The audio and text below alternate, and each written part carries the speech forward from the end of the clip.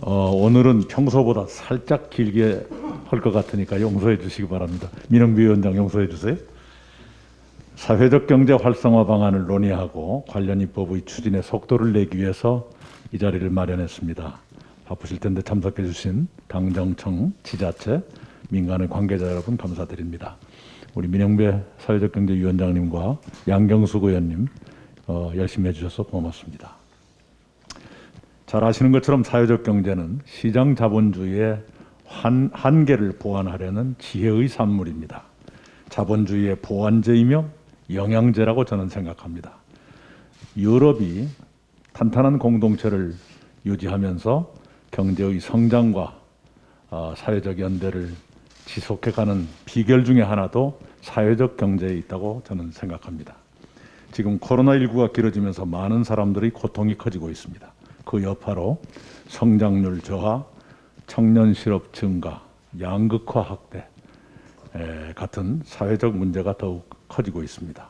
특히 불평등 확대와 각자 도생의 기류는 공동체의 지속 가능성마저 위협할 지경에 육박하고 있습니다. 지혜로운 해법이 필요한 시점입니다. 사회적 경제 활성화가 그 대안의 하나가 될 수 있다고 저는 믿습니다. 사실 사회적 경제는 우리 사회에서도 오래전부터 사회 상호 부조회사, 공제회, 생활협동조합 등의 형태로 작동해 왔습니다.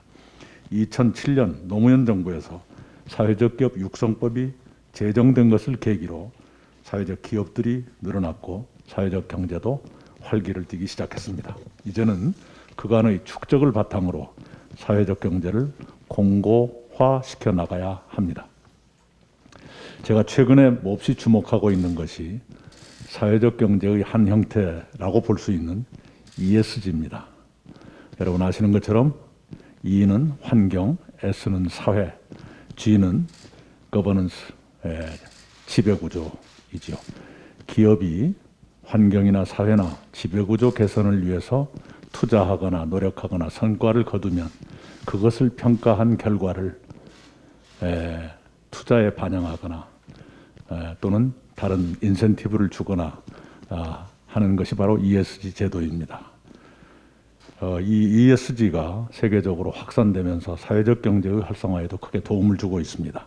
미국과 유럽의 금융기관 등 투자기관들은 투자 대상 기업을 결정할 때 기업의 ESG 평가 정보를 반영하고 있고 그 경우의 투자 수익도 높게 나타나는 것으로 조사되고 있습니다.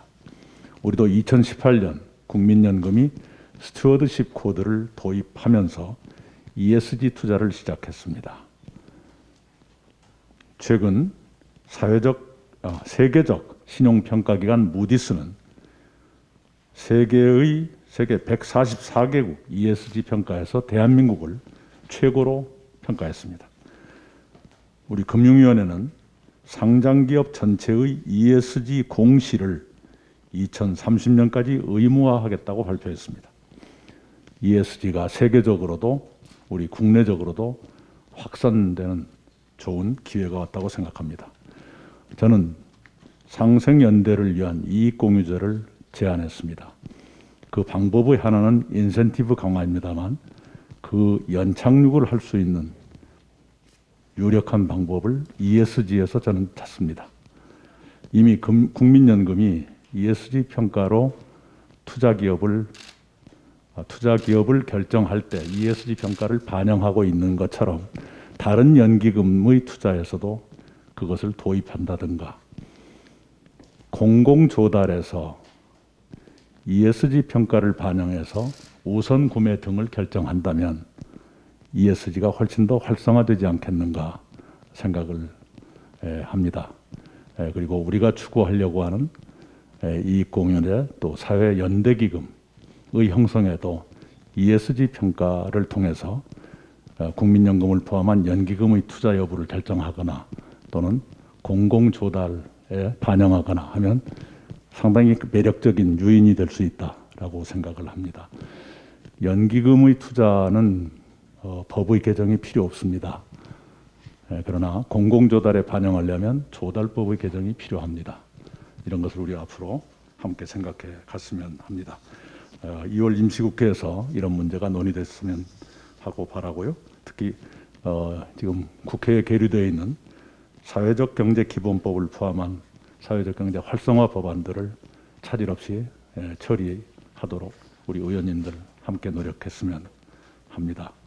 오늘 이 회의가 그런 입법 전략 또는 일정을 마련하고 마음을 모으는 그런 자리가 되길 바랍니다. 고맙습니다.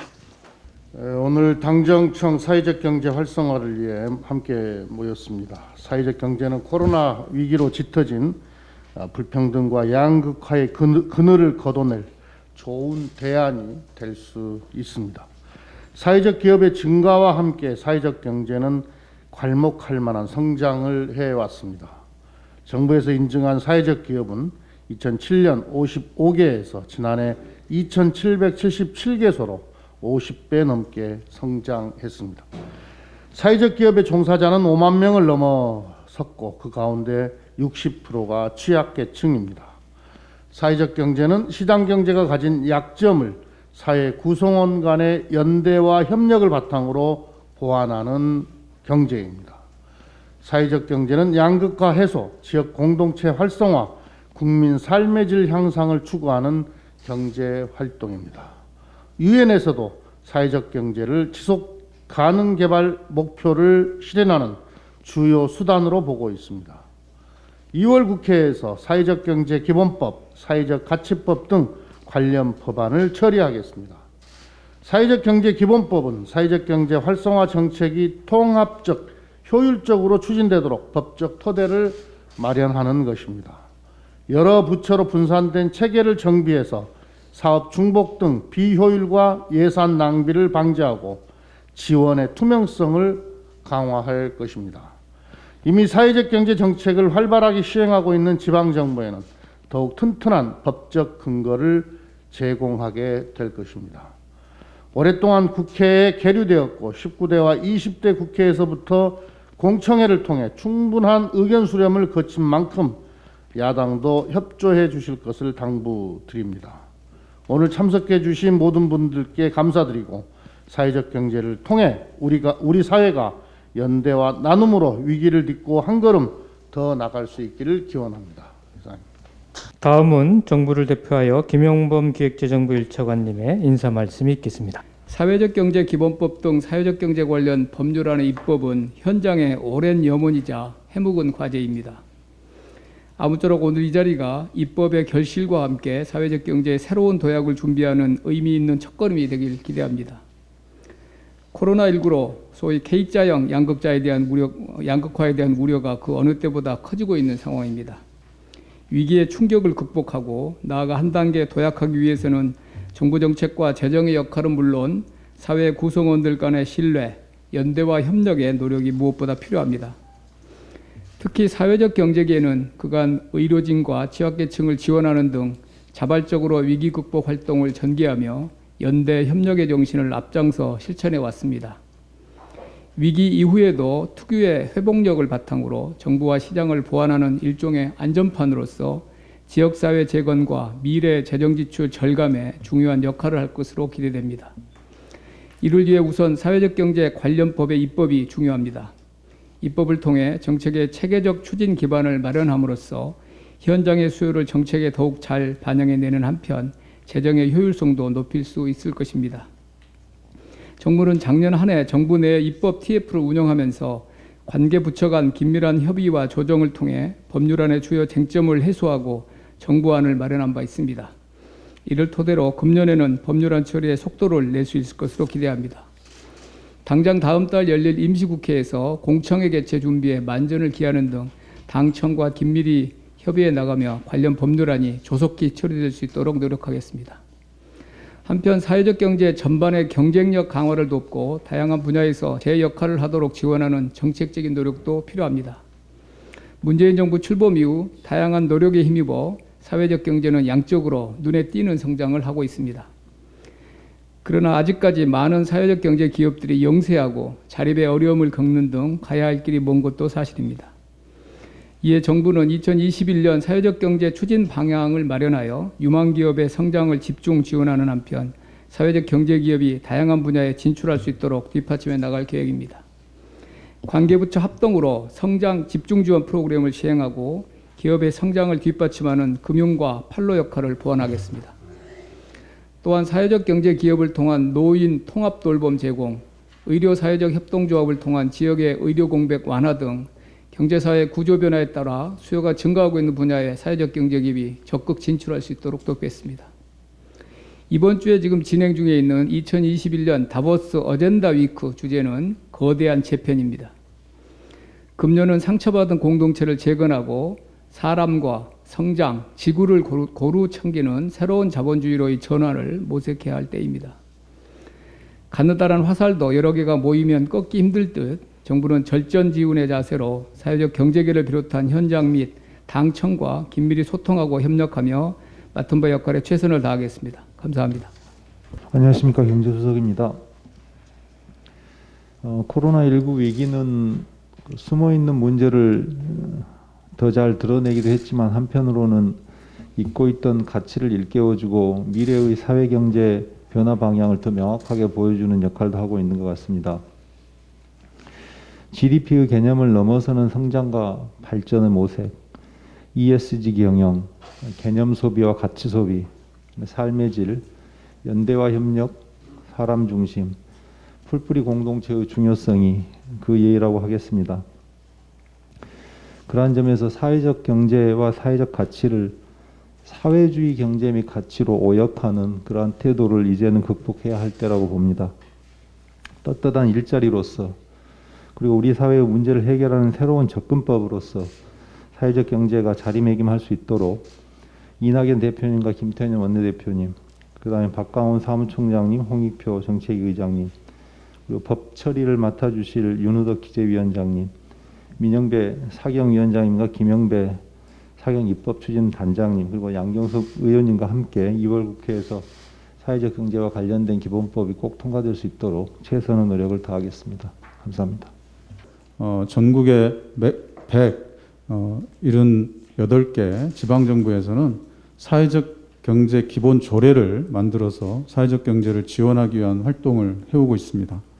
그런데 근거가 되는 상위법이 없는 상태에서 조례로만 저희가 활동을 하다 보니까 여러 가지 한계가 있습니다. 그래서 이번에 사회적 경제 기본법을 비롯한 관련 법안이 마련된다면 지역의 사회적 경제 활성화에 큰 도약의 계기가 될 거라고 기대하고 있습니다. 감사합니다.